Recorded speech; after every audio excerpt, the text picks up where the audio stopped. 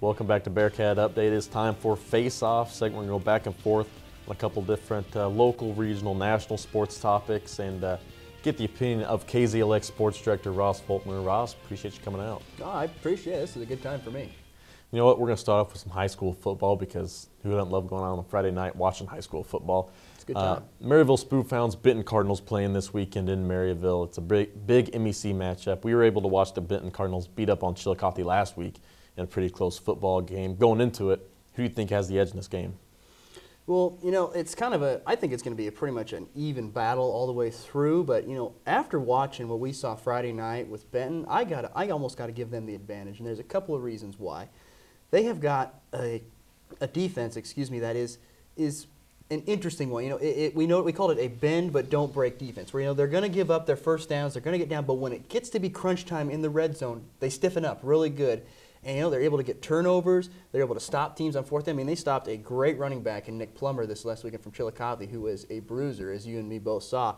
And they bend, but they don't break. Another reason, big reason, is Matt Pritchett, the quarterback for Benton, a dual threat guy who can pass and throw, and he can throw on the run as well. He's very, very effective.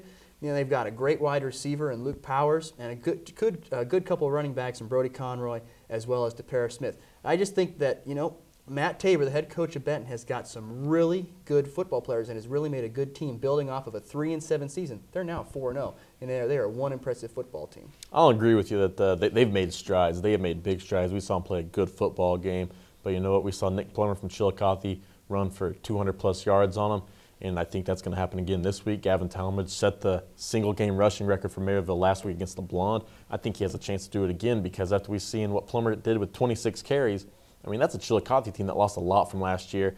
Maryville returned most of their defense, so I think they're going to be pretty tough. I think they're going to make it tough on Pritchett. If they see the game tape from last week, they're going to say, hey, let's keep him in the pocket, make him beat us from there, and you know, you shore your coverage up a little bit. That's going to take a lot of the rushing away, not to mention all the passing yards that Pritchett was able to muster up. And I think that, you know, the running game is not just Talmadge. There's a few other guys that can do it. They can throw the ball a little bit better than Chillicothe too. So overall, I think it'll be a great game, but I think you have to give Maryville the edge so far in this one. Moving on, next topic we have, going to go MIAA. Last weekend, Central Missouri beat Washburn. Big football game.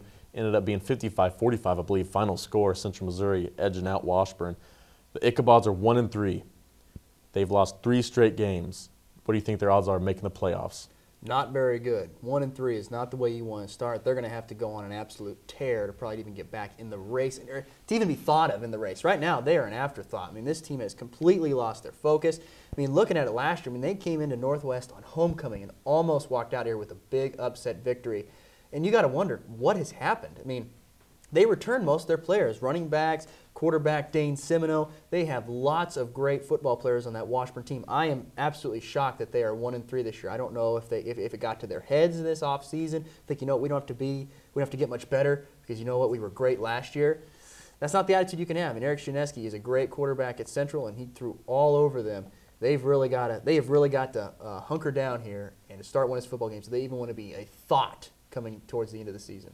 I couldn't agree more. I mean, I've been disappointed in what Washburn's done because I thought they were going to put up another fight with Northwest Missouri State this year.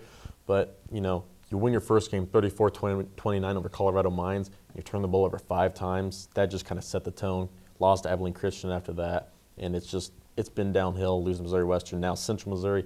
Dane Semino going into Saturday's football game was leading the MIAA in interceptions. And that's a quarterback that's efficient. He's a good quarterback. You just don't expect that out of them. So, yeah, I'm going to say that unless they get major help, they're out.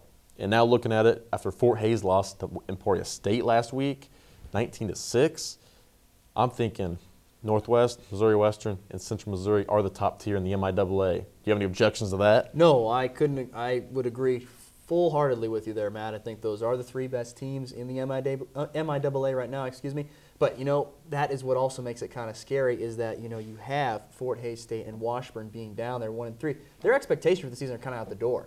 All they can do now is practically play spoiler. And, you know, whether they're 1-3 or not, those are good football teams. I mean, especially Fort Hays State, they've really built up over the past couple of years. And Washburn, as we said, was a good team last year. They could really come up and really be some they should really come up and surprise some football teams this year that aren't really looking for them despite the record. So, but yeah, I would not doubt that those 3 teams, the MIAA, are definitely the top dogs in this conference. We'll have to watch out next Saturday too. Northwest taking on Missouri Western, family weekend here in Maryville, so that'll be a fun one to watch. Moving up, Division I football, the Big 12. What teams do you feel like should be worried about their postseason bowls they want to make it to? Because we've seen some upsets this past week.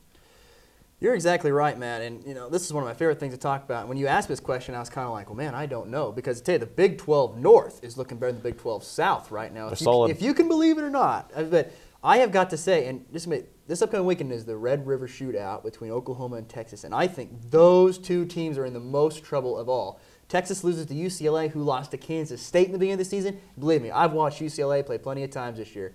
Not a very good football team. It was the worst loss for Mack Brown at home in all of his years of coaching. I mean, horrible. And Oklahoma is not beating anybody that, they've been close with Air Force, Utah State, almost lost to Cincinnati, who got pounded by NC State last week. It's those 2 teams. This Red River Shootout is going to have a lot of meaning to say which team in the South is going to step up and actually possibly try to defend their title against the North, because Missouri, Kansas State, Nebraska, those 3 teams right there are dangerous teams, and they all bring something very, very different to the style. And I think the North, is in front of the South this year in the Big 12. Yeah, you know what? I was thinking the same thing. Oklahoma's struggling with the wins they're getting, and with Texas losing to UCLA, who already got beat earlier this season to Kansas State, and, that has to worry some people. Nebraska struggled. They won 17-3, but you know what? The way I look at it, playing South Dakota, you win at 17-3, that's just an eye-opener. Bo Pelini won't let anything like that even come close to happening the rest of the season. Well, you hope not. Well, you hope not. I hope not. Of all people. Looking at the national side of things, Boise State beat Oregon State last weekend. That was a 3 versus 24 matchup, I believe. That's correct. Going at it from here on out, Boise State running the table. A lot of people are going to say that, but I'm going to be, the stickler on it. I'm going to say no. I think they're going to have one tough challenge versus Nevada. They have to go to Nevada to take on Nevada, and Colin Kaepernick, and Ty Vow. It's probably one of the best running offenses where the pistol was actually formed. One of the best guys, or Chris Olt, the head coach, does a great job with his running attack there at Nevada. And I really think that they could do some damage this year. I mean, they've got them at home. Nevada can get it to be a pretty rowdy place, and I've got to assume that they're going to bring a whole bunch of a big Wolfpack crowd to come in there and cheer them on. And that's where I think possibly Boise State's going to slip up, because they haven't been, despite Wyoming, world beaters towards teams that are up there in the rankings. I mean, Nevada's ranked now, but you look at it, you've got Oregon State didn't win by a terrible amount. Virginia Tech, they kind of let them get back in the football game. Virginia Tech lost to James Madison. I mean, I don't know. I don't see. I know Boise State's winning some big games, but I just don't see the dominance that I saw last year out of them. I think that they have a good opportunity to run the table, but they get through that Nevada game. I don't see why not. They traveled well when they played against Virginia Tech in Washington. So, that's practically a home game for Virginia Tech, being able to win it. They traveled well. They get through that football game, they're skating undefeated the rest of the season, and so it's looking pretty good. We have just about 30 seconds left. Quickly, Chiefs are 3-0 right now. Everybody else is 1-2 in the AFC West. Did they win the division? No, I don't think so. It's too early to tell. I don't care if Matt Castle had 3 touchdowns a day, and it's a young team. They're going to have one of their weakest schedules, but I really think that either the Broncos or the Chargers are going to come out on top of this division. Why is it that everybody's playing so poorly against the Chiefs? It drives me nuts, and you know it. All right, well, that's going to do it for this week of Bearcat Update. Ross, we appreciate you coming in. And KZLX Sports Director, if you want to hear him, Weekend Sports Kickoff every Thursday, 3 to 6 on 106.7 FM on your radio dial. Check us out on YouTube, youtube.com/KNWT8, or questions or concerns, email us at knwt@nwmissouri.edu. That's it for this week on Bearcat Update. See you next week, same time, same place.